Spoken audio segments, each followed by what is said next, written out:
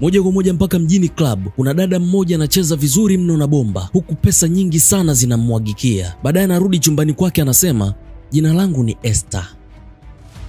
Kata hilo. Jina langu ni Extra. Mimi ndo Extra. We ni mzuri sana. Mungu anajua kuumba. Omalicha. Achalugu wayoma. Mzuri mpaka unakera. Esther, hivi unajua wanakusubiri huko? We shida yako nini? Naitwa Extra. Umenisikia wewe? Huku upande wa pili tunakutana na washikaji wawili, mmoja anaitwa Sean na mwingine anaitwa Jason. Hawa washikaji wanafanya biashara ya forex, wazee wa kudownload pesa. Sasa leo hii wameingia sokoni, wakapiga dolari za Kimarekani 70,000 sawa na milioni 175 kwa pesa za Tanzania. Wao wenyewe hawaamini. Wamelala maskini, wameamka matajiri. Mzee, sema chochote, hata kama ni figo ya mtu mimi nanunua. Kelele tu eneo la tukio. Tunarudi kwa Extra. Ili kumuelewa vizuri huyu dada, acha turudi miaka 15 nyuma, kipindi Extra akiwa msichana mdogo, analala chumba kimoja na wadogo zake wa kiume. Tunasikia sauti kwa mbali, wazazi wao wakizozana. Mama anadai kachoka ya maisha magumu kila siku, anamwachia watoto mzee awatunze, yeye aende akajitafute mwenyewe. Mara mlango unagongwa, mzee akaanza kuhangaika huko ndani, anajificha. Punde akaingia mwamba mmoja hivi, akamuuliza, wewe jina lako nani? Naitwa Esther.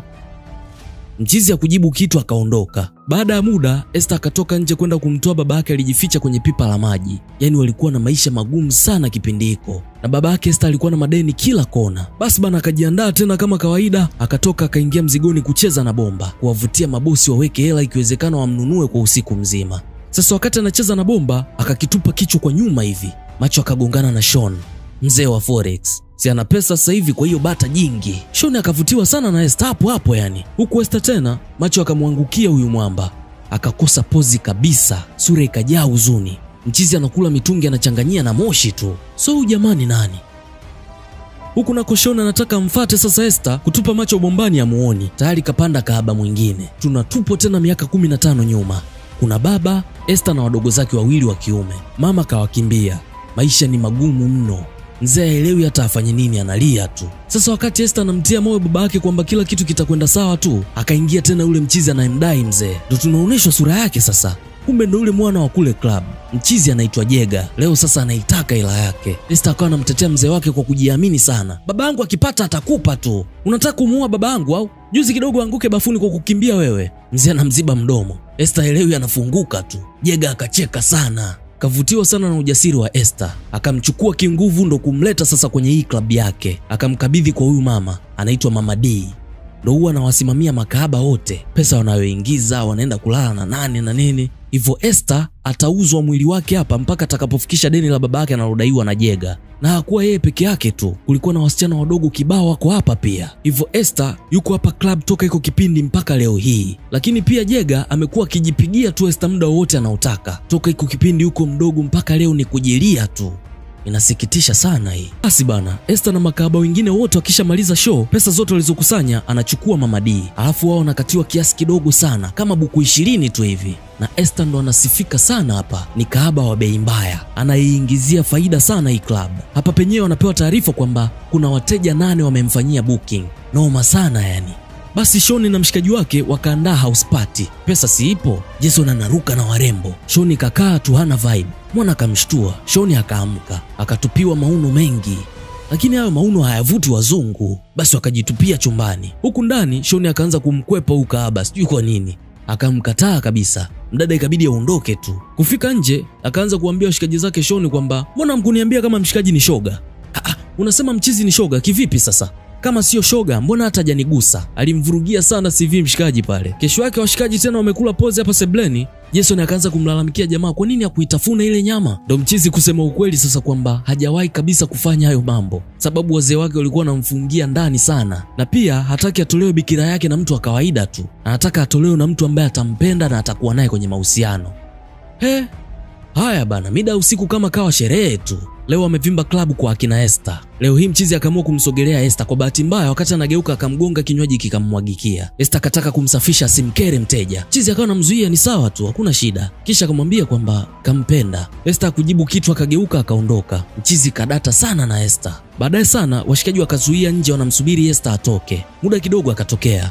Mchizi akamsimamisha, akamuomba waondoke wote usiku wa leo. Mchizi alikuwa anatoka na Esther usiku huu, akauliza, "Unaweza kulipia 500,000 wewe?" Mchizi akasema, "Mimi nitalipia naira 1,000,000 na 500,000 ili nimshike mkono tu, na nitamlipa mara 2 zaidi akikubali kulala na mimi." Esther akacheka kishenzi, "Unataka uende ukanitoe kafara, sio?"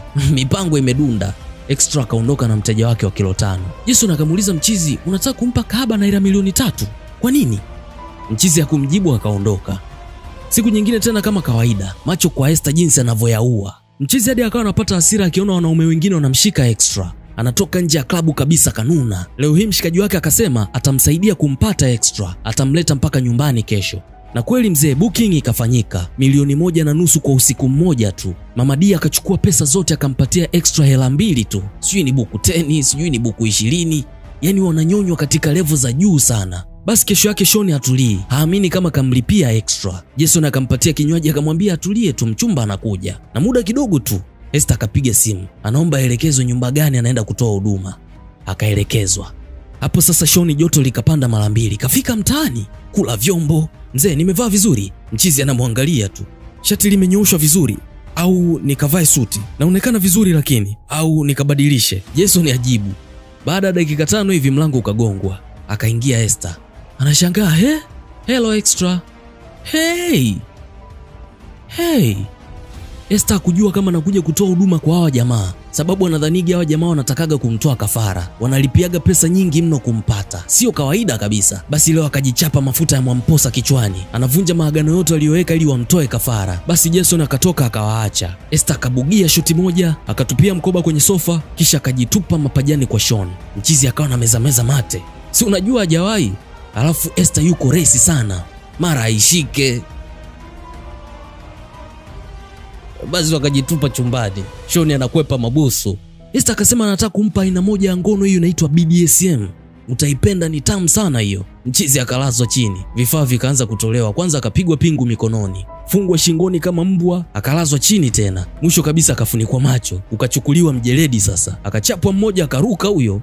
Mchizi alikuwa anasumbua sana, akaomba basi wafanye staili ya baba na mama, hii hatoweza. Hakuna kilichotokea. Mwisho wa siku Mchizi akasema ngoja aongee ukweli tu, kwamba alikuwa hataki wakutane kimwili, alitaka wakae wale stori nyingi tu wajuane. Esther akasema sawa, hakuna shida.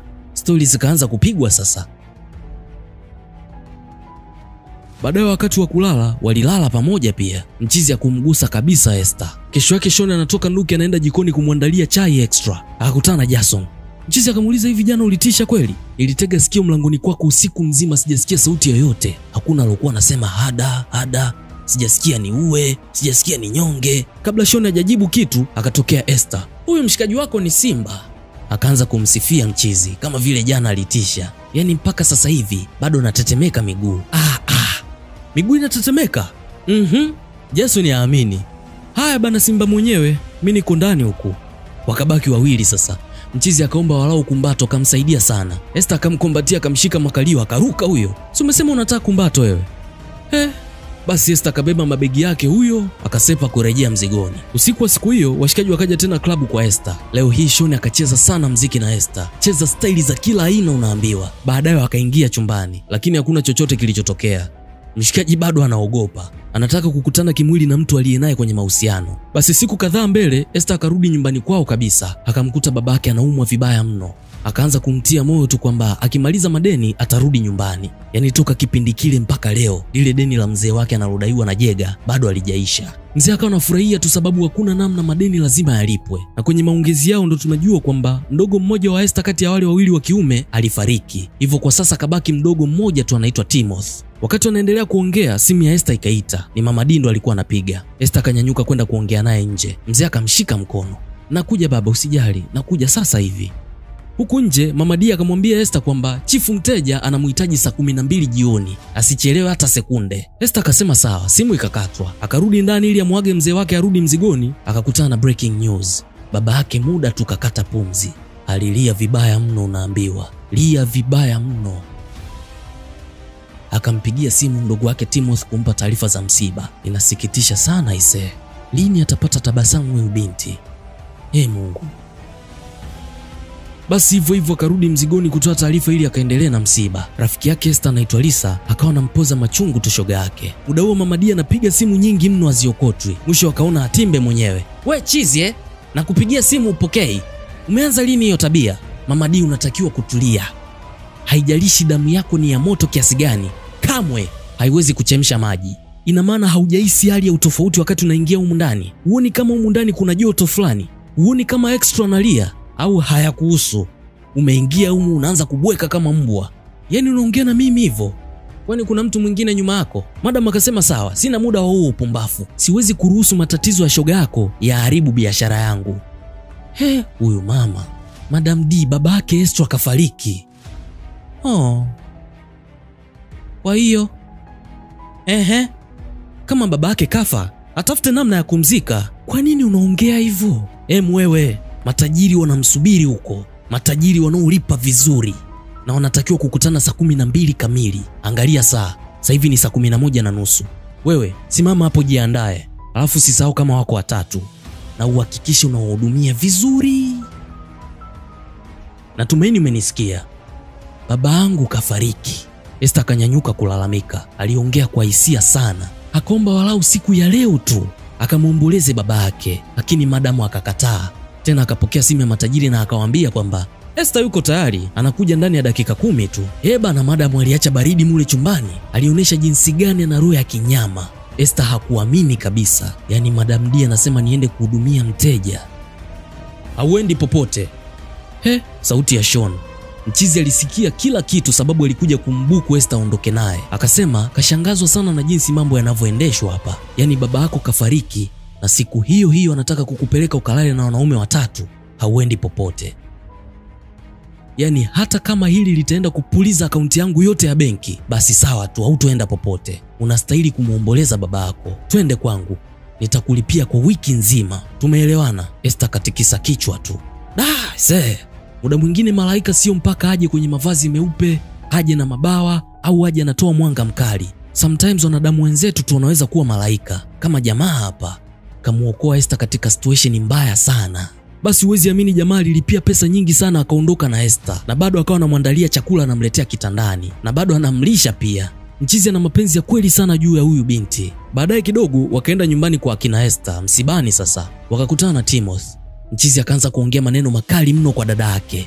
Anasema anaichukia hii familia. Baba muoga, mama asiye na uvumilivu, na binti ambaye anauza mwili wake kwa kulipia madeni ya baba yake. Timothy, huwezi kuongea na mimi kama hivyo. Tena usijaribu. Kila kitu nafanya ili kuilinda hii familia msiuawe. Kwani sasa hivi hatufi? Fungua macho yako, Esther. Extra.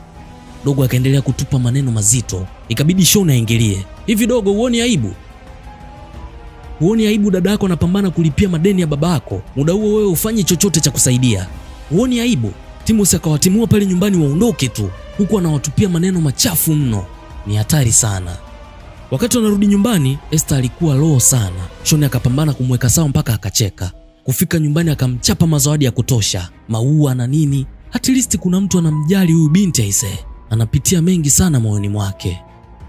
Huku mjini club, Jega akajaa hasira baada ya kusikia wateja wake wa kila siku hawajapata huduma kisa kuna mtu alipanda dau na akaondoka na Esther. Hivyo anahofu wateja wake watahama club, na anajua kabisa huyu kijana ameanza kumpenda Esther. Basi akamvutia simu Esther. Simu inaingia huku upande wa pili, Esther anaokota. Mchizi anamuuliza uko wapi? Esther akasema niko kwa mteja ambaye amelipia kwa wiki nzima. Jega akasema hajali huo mteja hata kama kalipia pesa miaka 20. Anamtaka arudi hapo club sasa hivi. Hawezi kuwasubirisha wateja wake wa kila siku kwa wiki nzima kisa mpuuzi mmoja ambaye analipia dabo. Mwisho kabisa akamwambia akimuona tena na huyo kijana baada ya mazishi ya baba yake itakuwa ni mazishi ya mdogo wake. Kwa hiyo unajua baba yangu kafa? Ndiyo najua. Na ukikiuka tena, mimi ndo nitakuwa mtu wa kwanza kukuambia jinsi mdogo wako alivyofariki. Ile kauli ilimvuruga sana Esther. Akaanza kulia tu maskini. Mwisho akakaza roho, akabeba mizigo yake ya sepe. Shunda akaelewi mbona ghafla na amemlipia pesa ya wiki nzima. Akamwambia nenda akafuate hela yako iliyobaki. Yaani aliondoka akawaacha wote wawili kwenye bumbuazi. Bana imekuaje? Shoni mwenyewe haelewi.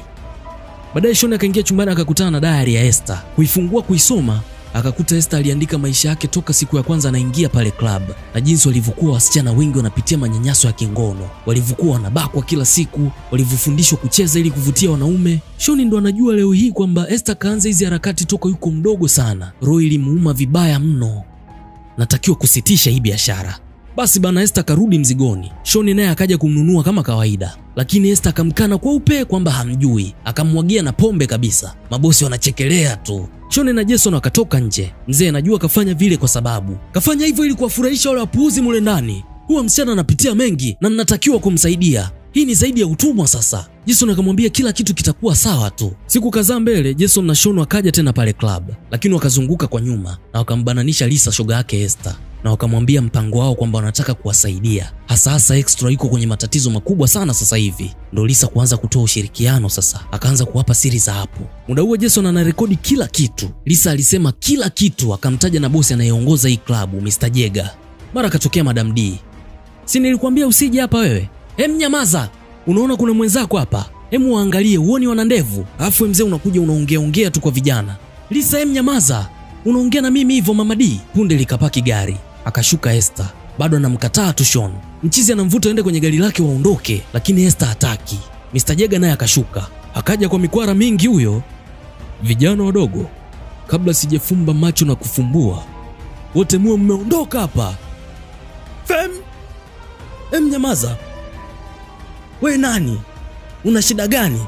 Nisikilize we cowboy. Mimi sikuogopi kwanza, hata sikuoni. Hata kama uvae kama Tom na Jerry au uvae kama Father Christmas, mimi sikuogopi.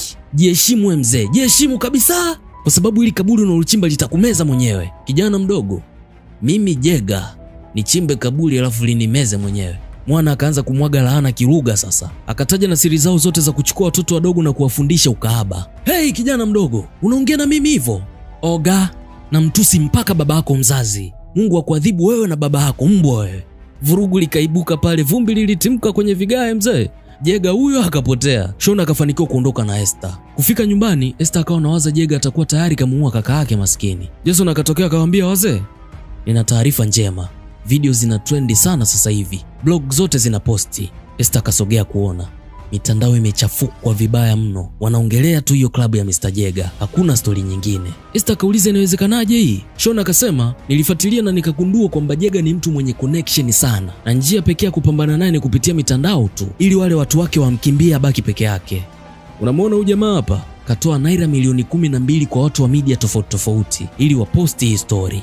Na mpaka tunavyoongea sasa hivi, story inayo trendi ni hiyo tu, sio Instagram, TikTok, kila kona. Na familia kibao zinatoa ushahidi. Esther akasogea kumshukuru jamaa. Hapo naye mchizi akaanza kumtongoza kwamba anamhitaji zaidi ya rafiki awe familia yake yani. Wakapata kumbato zito. Basi kweli mzee, klabu ikavamiwa. Hiyo inaitwa Zoa. Akina Jega wako uchi, sijui alikuwa anafanya mapenzi humo ndani. Ni aibu.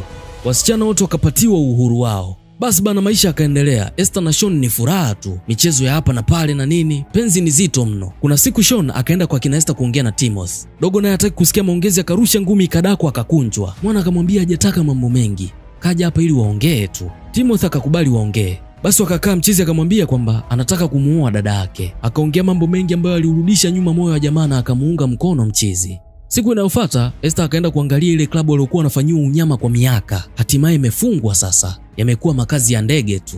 Esther anaongea anasema sasa yuko free. Na kawa free kwa sababu jamaa aliamua kumpambania. Akamshukuru sana.